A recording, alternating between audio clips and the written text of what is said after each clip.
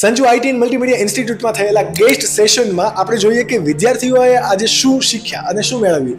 સો અમારી સાથે છે 3D મોડલિંગના સ્ટુડન્ટ મિસ્ટર યોગેશભાઈ. યોગેશભાઈ, તમે આજે જે ગેસ્ટ સ્પીકર હતા ભાવેશભાઈ, એમની પાસેથી શું શીખ્યું અને આજનો સેશન તમને કેવો લાગ્યો?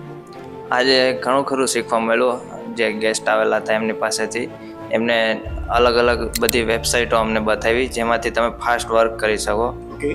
અને બીજું કંઈ માર્કેટમાં કે તમારે જ્યાં બહાર જોબ કરવા જવું હોય તો કમ્પલસરી મતલબ કે ઇંગ્લિશ લેંગ્વેજ શીખવી જરૂરી છે. ઓકે.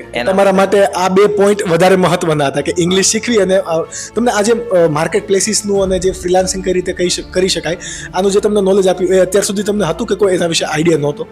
આ મતલબ કહેવાય તો આમ થોડુંક નોલેજ હતું, પણ આજે જે સેશન મળ્યો એમાંથી એમ સારું નોલેજ મળ્યું. ઓકે. તો આજે જે સેશન હતો એ કોર્સનો પાર્ટ હતો કે કોર્સનો પાર્ટ નહોતો?